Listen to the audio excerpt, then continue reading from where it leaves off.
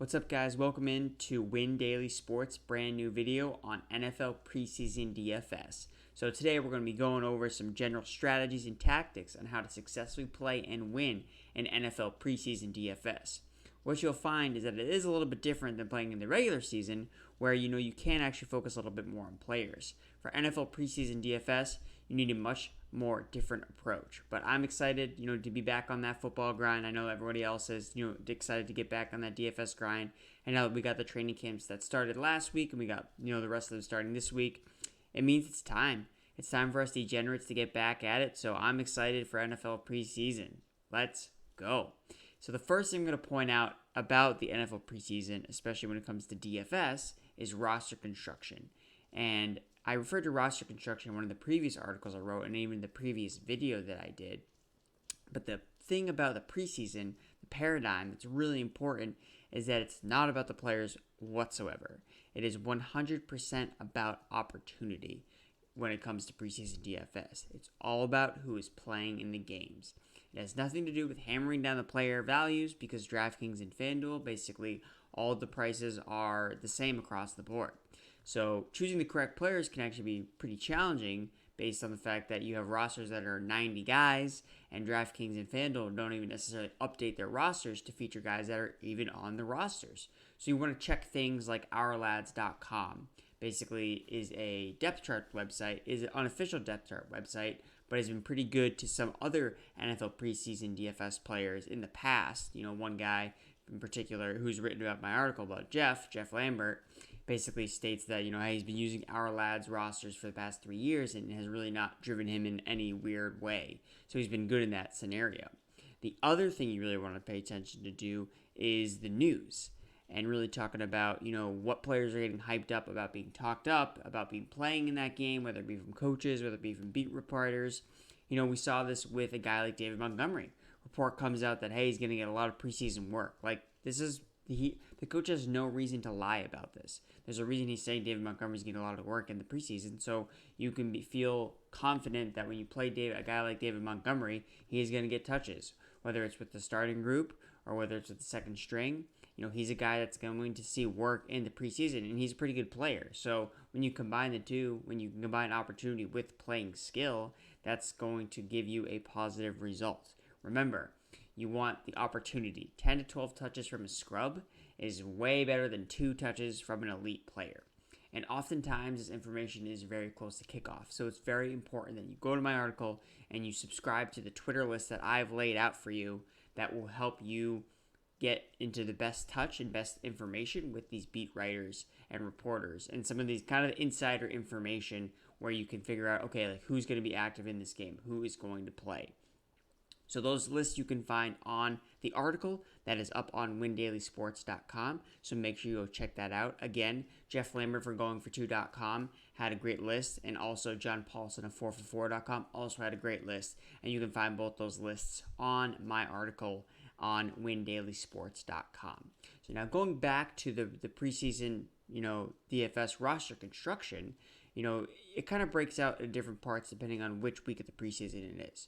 So you have to look at like week 1, for example. Week 1, you're going to see very, very little of the starters. Maybe you see a series. You most likely won't see them play at all. Then you'll see the second string players probably play the first half, and then you'll probably see the third and fourth stringers play the rest of the second half. Then this kind of follows a little bit differently in week 2. Week 2, you'll probably see 2 or more series from the first string team, and then you'll see them play the second team, play the second half, or the beginning of the rest of the first half, and you'll see the third and fourth stringers play the remaining game. Third preseason game is where you see the most of the starters. They'll usually play one half, and then you'll see the second team play the third quarter, and then the third team play in the fourth quarter.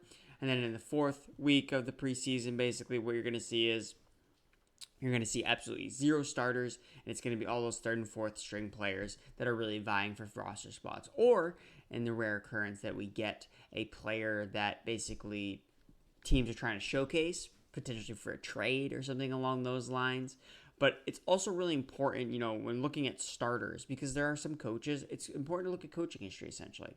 Looking at these head coaches. For example, bringing up a guy like Sean McVay. Sean McVay does not play his starters whatsoever in the preseason. Obviously, with Todd Gurley and his arthritic knee, Shout out to Brad Evans. Arthritic knee. You definitely don't want to play anything with Todd Gurley. I'm probably pretty scared to play any really running back from the Rams at this point. Even the guy like Darrell Henderson, who seems like he's gonna have a big role. People might be drawn to him during the NFL preseason. I'm not so sure that's a great idea. I'm just not so sure how much work he's gonna see because he seems like he's gonna probably be a contributor pretty quickly from day one. It doesn't make sense to play him in the preseason. But like players on the Rams last year, for example, Todd Gurley didn't play at all in the preseason last year. And also, the Rams ranked last year in yards per game, 196 in the 4 games that they had played. So, not necessarily great offenses translate, to the preseason. It's really all about opportunity and looking at the coaching. And McVay does not play any of his starters whatsoever. So, Jared Goff didn't play last year. Cooks, Cooper Kupp, Robert Woods, Everett, Tyler Higbee, all saw little to absolutely zero playing time last year in the preseason. So, again, it's really important to keep up with the news and look at coaching trends. Look at guys like how often do they usually play? Do they usually play their third quarterback here? And that's something that I'm going to be kind of updating with the articles that I write, previewing the games, but it's something to also keep in mind for you guys as well when you're doing your DFS roster construction. And also make sure that you know the players that are on the teams. Like I said before, FanDuel DraftKings don't update their team rosters to make it the teams relevant. So that's really something that you want to make sure you check out that, hey, all of these guys are actually playing. I know who this guy is. And even kind of then projecting, going back to the Rams a little bit, last year, the 4th and 5th string running backs, John Kelly and Nick Hawley, led the team in rushing attempts. I mean, they were the 4th and 5th string running backs. It wasn't even 2nd or 3rd string running backs. So the Rams were really going really deep, and that's what a lot of these teams do. It's not just the backups, it's the backups to the backups to the backups. And then you have a guy like Blake Bortles, who is probably going to see a lot of preseason action. He's an interesting guy because he's been fantasy relevant, in regular DFS, and he's obviously probably better than a lot of other backup quarterbacks. I'm not saying he's great, but he is fantasy viable. So Blake Bortles is an interesting candidate for preseason DFS. And then you have, they also had Sean Mannion and Brandon Allen last year. So it'll be probably Brandon Allen, who's back with the team as the 4th string quarterback, that will then compete with John Walford, the 3rd string quarterback from the Alliance of American Football, the AF. Yeah, I think he was on the Hot Shots. It's a great team. But John Walford from Wake Forest, so he's a guy who's mobile too. So John Walford's another guy to kind of keep your eyes on as you go into the NFL preseason DFS. So again, main takeaways: make sure that you check out ourlads.com for the rosters. And also, Jeff makes another great point about fading hyped up rookies. Rookies, again, it's their first NFL experience, even if it's a preseason game. Sometimes it's better to go with a veteran with 5 years experience that's like, hey, look at his preseason numbers. Like, he's put up solid numbers in the preseason. Some guys just are good preseason players. And because they know what they're doing, they know their assignments, and they know all the things that they need to do. So I would say, maybe fade those high hyped up rookies, especially week 1, week 2, because you don't necessarily know how they're going to perform right away. And for some of those, higher, more experienced backups, maybe with 5 years experience. The other thing you really want to note is defenses are great in preseason. This is because they don't have to lose on opportunities. They're automatically locked into a certain role. You don't need to know if they're going to start or not. They're automatically going to generate points based on who they're playing, and most of the time they're going to be playing a lot of backup offensive players. So just imagine, a souped-up 4th string version of Blake Bortles, and you're playing your defense against them. That's something that you definitely want to do, and especially if teams, especially in week 1, where only some teams are going to play their starting quarterbacks, or some teams are not going to play their starting quarterbacks at all. These are the teams you want to target with your defenses for the NFL preseason DFS. And so the only other thing that we have here, again, there's less scoring overall as well, via Fantasy Labs. The under-over for week 1 of the preseason last year, no game was under-over 37. And if you compare that to the regular season of week 1 last season, that was at 41. So again, this is going to be less scoring overall and more turnovers because you have quarterbacks and players playing that don't have chemistry, that don't really sync well. You have, mismatch offensive lines. So it's really an easy way to cause a lot of chaos for defensive players, and that's how defensive players get noticed.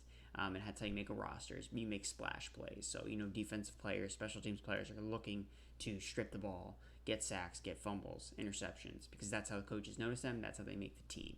So the other thing here as well is there is no cash gaming. And I like this little blurb here, or this little image here, this guy. So again, going back to the reporters, it's very important, about the reporters, make sure you know what you're doing. But there is no cash gaming. You don't play in cash games in DFS and during the preseason. It's not really worth it because the amount of variance that there is already in the NFL in general in DFS is extremely high.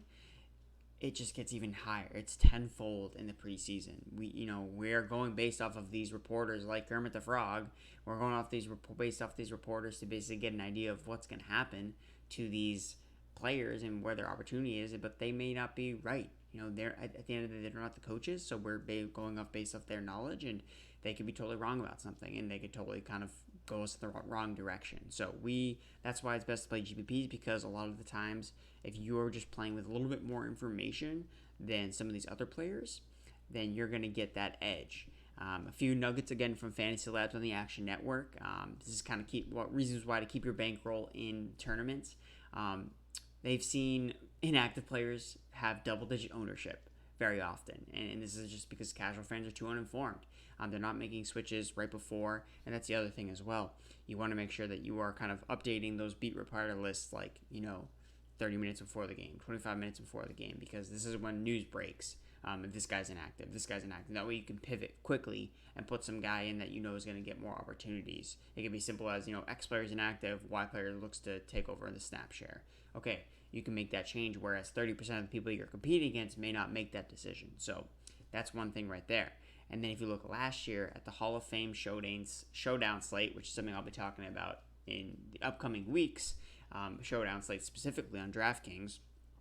So they saw 30% of the 30 players with the highest ownership rate were declared inactive either an hour before the game or well in advance of it. So again, this is just going back to the fact that you're going to see a lot of lineups with guys that are inactive, that are guys that are not playing. So these are freebie beats. You can easily beat these people. So if you end up playing into a cash game, just do a head-to-head. That's probably the easiest way to do it, and then just win because your opponent doesn't play guys that are playing. So I would say do a head-to-head, maybe not 50-50s. But if you are confident, with your edge in terms of, the beat reporters, and obviously, pick up on it. Week one, he was right about this, and this, or this guy was totally wrong. Don't follow that guy again. Follow the guys that continue to be right. So that's it for today, guys. Hopefully this kind of gets the juices flowing in terms of breaking into some NFL preseason DFS. I know I'm very excited actually to kind of break into it. Preseason can kind of be a yawn a little bit. We get really hyped up and then you actually watch the game itself and it's pretty crappy in terms of, the Hall of Fame game. But I think that playing, throwing a little money action at it, with a little preseason DFS can make it a little bit more fun. And you never know when these guys may pop up. Some of these players may pop up during the regular season, and you'll have some background information on them. So, again, you can find me at windailysports.com. You want to follow me on Twitter at @AndrewErickson_. And obviously follow Win Daily Sports on Twitter as well. Thanks, guys. Start winning now.